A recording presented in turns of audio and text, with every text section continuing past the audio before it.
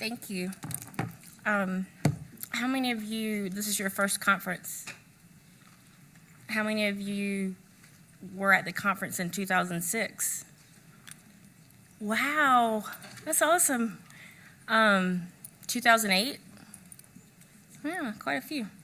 Well, like Nicole said, I really like doing this talk. I do change it up a little bit as time goes on because I think it's really important for parents to have the ability to articulately interact with physicians and pharmacists and other healthcare providers. And, you know, if you have a basic fundamental knowledge of pharmacology, that goes so much better.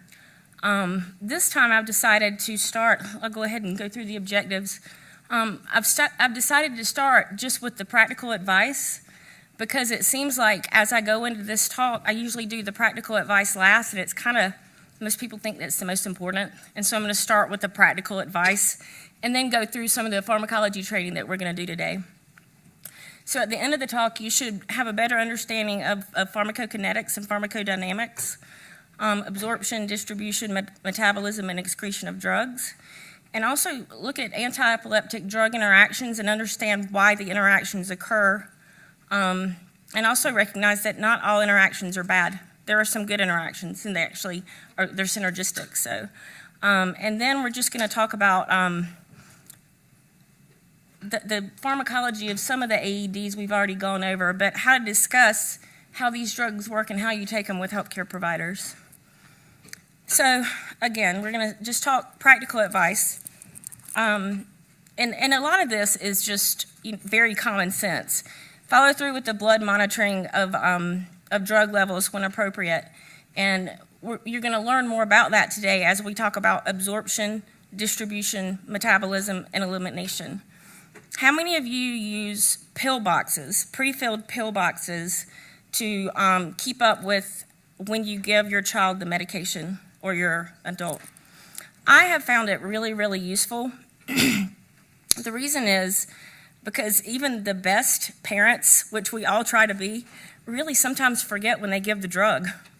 And if it's out of the pill box, then you know you gave it. If it's still in there, you know you didn't, and that's just common sense. And there are some obstacles sometimes with different caregivers. I don't know how many of you have healthcare providers that are provided like nursing or through your insurance, but sometimes agencies don't like to have the parents pre-fill the drugs into the box, and they won't allow nurses to do that. But it's something that you could discuss with an agency if you're having that problem. It's also really important to know what tablets can be crushed or split, and we're going to talk about absorption and why that's important. If it says do not crush, don't do it. And if it's not scored and it's not, then it's usually not meant to be split with a pill splitter. The reason you wouldn't crush a drug that says do not crush is because it's very likely it would change the way that it's released into the bloodstream after you swallow it. So it would change the peak and the trough of the drug, and we're going to talk about that. Pay attention to recommended storage conditions, and do not pre-fill any liquid medications into smaller containers, such as vials or syringes, until you know that it's going to be stable for X period of time. Stability is very important for drugs. There are some drugs that, when expired, become toxic. So you want to make sure that the drug is stable if you're going to transfer it to another bottle. Medication is, if it's in an amber-colored bottle, and you guys have seen this, it's there for a reason. It's because it's light sensitive. And so protect it is to protect it from light. And how many of you use carnitine or Carnitor in the little foil packages? You probably have experienced the reason it's in the foil is because it rapidly disintegrates on oxidation. So if you can't pre-fill that one, you have to actually cut it out in the foil and put it in the pill box, or it's just going to be a mess. Also remember that your pharmacist, or if you have a compounding pharmacy around you, can mask the taste of medications, and even pills to some degree, make into a solution and change. And we do what we can to get our kids to take these medications, but it can be a lot more effective than some of the things we've had to do in the past. Talk to your pharmacist about that. How many of you have used adapters on the the bottles, the big liquid bottles. A lot of times, I mean, do your pharmacies give these to you, or? Yeah, you have to ask. Sometimes pharmacies don't, and they're very, very inexpensive. I order them on Amazon for, I think I get 50 for $5, and I just keep them around because it's just so much more sanitary than putting a syringe over and over again into a bottle. And, you know, when we do stability studies on drugs, we do in-use studies, which means, you know, exactly how it's going to be used. And in those in-use studies, the syringe doesn't go into the bottle, so we really don't know about stability and contamination and, you know, what the drug might grow.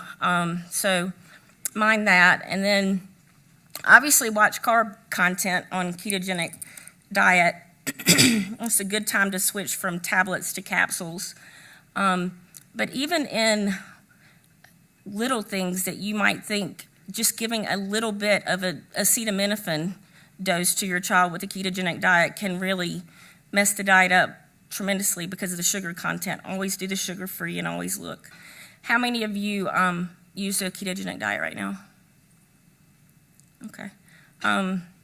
The Charlie Foundation supports the ketogenic diet, of course, and the drugs that are in the calculator, the diet calculator, for a very long time, I kept those drugs up to date on the carb content. That was very tedious work to find out when new drugs came out, and so I was always like putting that new information in.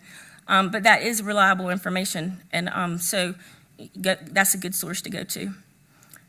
We've already talked about having an emergency seizure protocol. I'm sure everybody in this room probably is aware of how important that is. On our seizure protocol, we also put the drugs that are contraindicated in an emergency. So the sodium channel blockers, the phenytoin, fosphenytoin, Lamictal, and you know those aren't. There's argument as that they're not contraindicated in every Dravet patient because sometimes they actually do work to stop a seizure in an emergency, but you know it should be used with caution based on the mutation type. How many of you have a sick protocol? Okay. What that is it's a discussion that you have with your neurologist about what to do when you know triggers such as fever or an illness are going to cause a lot more seizures. And the discussion goes, you know, would your neurologist be willing to prescribe a little bit of an extra benzodiazepine, or to say, why don't you increase a drug, you know, based on his or her preference in this amount for this duration, and obviously keep the fever down, you know, all the other precautions. It's a good conversation to have because I didn't have this in the very beginning. I've been doing this now for 13 years, and every time she got sick, she ended up, you know, with an hour-and-a-half long seizure, and it probably could have been prevented a lot of times if I had had the right tools. So I think it's a good thing to talk about. For the neurologist in here, is that reasonable for patients to talk about that with you? Yeah, and everybody has their own method of what they want patients to do, but it's very, very helpful. This is just a question that came up a few years ago. There are rectal acetaminophen suppositories for kids who are sick and can't swallow, or you know, for kids who, for other reasons, just can't take the drug. Keep that in mind. And they go as high as 650 milligrams, so even for big kids and adults. And two more things that have come up at this conference. How many of you have heard that taking vitamin B6 with Keppra may decrease aggression or behavioral problems? Okay. Well, there actually is some data, a little data to support that. And I was asked what the dose was, and I looked up the abstract. I think it was published in AES last December. It's 100 milligrams a day of vitamin B6. And so, and it's only with Keppra. It's not aggression or behaviors that are associated with other drugs. The theory is that it may decrease B6 levels, the drug. So there was another question that came up recently. Oh, how many of you notice a different smell in your child's urine with Carnitor? Yeah. So just remember that it is going to change the smell of the urine. And a lot of times I'll get asked by people, do you think there's a urinary tract infection or all this? But it really does smell. It smells very fishy. And so just keep that in mind. Kind of like asparagus. Yeah. The other thing that I'll advise is as much as we've made progress with drugs, we still have a very limited number of anti-epileptic drugs. And sometimes you might return to a drug that you thought in the past didn't help your child. And your neurologist may tell you, I really want to try this again because maybe the seizure type changed or whatever. And just strive to be open-minded about that, because sometimes you do come back to a drug and it will work the second time around. I've talked to so many parents whose kids they just would not return to a certain drug for whatever reason. So just keep that in mind. All right, this is the slide I like to talk about. And what I tell people is basically we're all on the verge of having a seizure. Everybody in this room, everybody that's alive. The reason that we're not having seizures is, do you remember Dr. Segal's talk yesterday where he had that big ion channel and the nerve and all that? We have all these neurochemicals that we keep in balance, but he mentioned the two big ones are glutamate and GABA. So glutamate is what causes excitation. So if you have too much glutamate, guess what? You're going to have a seizure. But GABA causes inhibition of firing. So if you have GABA on board, what is it going to do? It's going to probably treat seizures, right? So Onfi, midazolam, drugs like that are very potent GABAergic drugs that actually cause inhibition of neuron firing. And fortunately, when we're not having a seizure, like I don't think any of us are in this room, we're actually neurochemically okay. At least we think.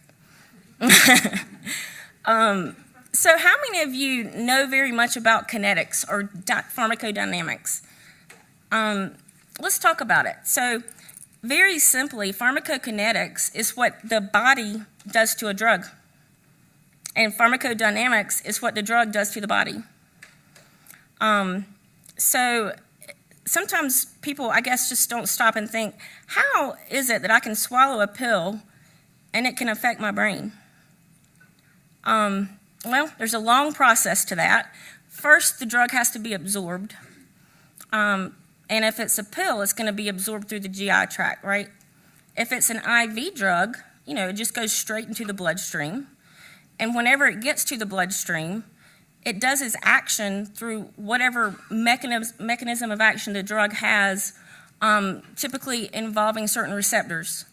An ideal form that we should shoot for of drug administration, and what we want even with pills, is an infusion. Like a drug infusion is basically you get drug in, drug out at steady state kinetics very quickly. We're going to talk about what that means.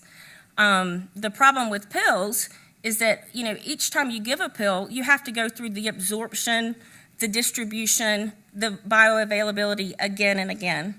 And it makes it less clean than actually having an infusion. I'm going to show you what that looks like. And that'll also help you understand why, for drugs that you do get drug levels, getting those drug levels and keeping those drug levels within limits are very important. So these are some useful pharmacokinetic terms. Tmax is the time to maximum drug concentration, and I'm going to show you a graph of this so you'll see what it looks like. Cmax is the maximum drug concentration. AUC is area under the curve, amount of drug under the time concentration curve. And half-life is very important. This is if you don't know any other term for kinetics, half-life is important because it's going to help you really understand why drugs are given the way they are. It's the time that it takes for half of the drug to be eliminated from the body. And steady state that I mentioned a while ago is when absorption equals elimination. So a common question is, how long will it take for the drug? Like you're gonna switch your kids' drugs around. How long will it take for one drug to get out of the system? And it really depends on the half-life. And so it's generally about 5 half-lives before a drug is completely eliminated. And so if you look at a drug like phenobarbital, there's a really long half-life of 2 to 7 days. So, it can take up to 35 days to get the drug completely out of the system. Whereas a drug like Lamictal or lamotrigine is, 13 and a half hours, so much shorter time before it's eliminated.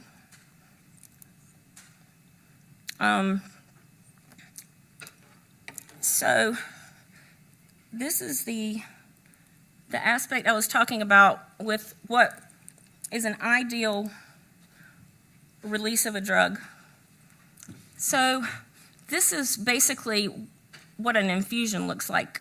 If you get an IV of a drug, it's a little bit more linear than that actually, but if you give a drug 3 times a day, look at the peaks and troughs. And if you have an extended release of that drug by some coating or some other mechanism that the drug's prepared, then that controls the timing of the release and is a much smoother curve. Therefore, once you get a drug that the dose that is adequate for what you're treating, then you're far less likely to experience peaks and troughs. So if you have a peak, then there's a lot more drug that you're having in your body here than here. But what happens if you run out of that drug and you have a trough and you have epilepsy? Then you're far more likely to have a seizure. Whereas giving something that has a sustained or extended release is a lot more safe. Any questions about that? And again, the reason you wouldn't chew or crush a drug that is an extended release is because it will change that release system and it would look more like that. Another question that I get asked, what if my child throws up? I just say very simply, well, look at the emesis, look at it, look at the contents. If the child throws up and the medications have just been given, it's very likely the medications are going to come out. And there's not a real good way to say when you should redose, but absolutely, if they're out, I would redose and I probably wouldn't use those. But, that's a good conversation to have with your neurologist as to when to redose. Typically, if it's been 15 to 30 minutes, there's been time for some absorption, and redosing may make the child toxic. So good conversation to have, but always first look at the emesis and see if you can see anything in there. I'm often asked, how do I take that back? Here we go. What do I think about generic drugs? Well, unfortunately, a lot of us don't have a choice with our insurance as to what medications we can get.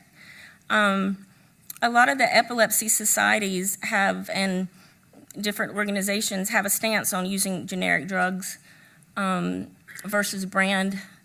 But what happens with the FDA and how generic drugs get approved is very different than how a new drug gets approved. What happens is once a patent is expiring, the generic drug company only has to do what's called bioequivalence studies. And the bioequivalence is basically they just have to prove that a similar amount of drug is absorbed into the body. Unfortunately for us, that is a pretty big range in which a company can show bioequivalence. So this would be an example of a generic product. Each of these generic products are considered bioequivalent to the brand. But look, what if your kid took this generic 1 month and then that generic the next month? What do you think would happen? A lot more is absorbed here, may have more side effects that month, but here you may have more seizures. So the important point with this is if you can't control getting a brand, then always request the same generic.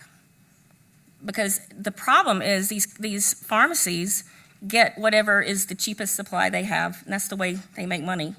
And you can really talk to the pharmacist and actually have your doctor write a note that the same generic should be given every time, because we can't have this.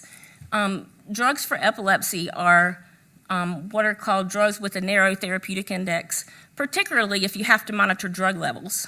But even if you don't monitor drug levels because it's not necessary, it's pretty narrow, because you need to have a consistent dose and a consistent product each time. Stability test, again, I can't re-emphasize that enough. Know how long something's going to be stable before you repackage it or do anything like that. There are stability tests that are conducted when in new drug development. They don't have to be repeated for generics, but they're pretty rigorous, and the expiration date really is the expiration date. So one question I get asked is, a lot of times the pharmacy will put a 1-year expiration date on a drug because really that's generally the pharmacy law for every state. And it's because it's repackaged and the stability tests were done with, the original bottle, et cetera. Would it last longer than 1 year? Probably, but you're going to use it before then anyway, and I probably wouldn't keep unused medications. Now we're going to talk about some drug interactions and those mechanisms of drug interactions. You've seen these warnings before on different drug labels about do not take with milk, do not take with dairy, do not take with antacids. It's because in those situations, it will interfere with the absorption of the drug. And typically, in this situation, it would bind to the drug, and it would delay the absorption, or actually decrease the absorption. It may not be absorbed as much as it should be to be effective. So mind those labels.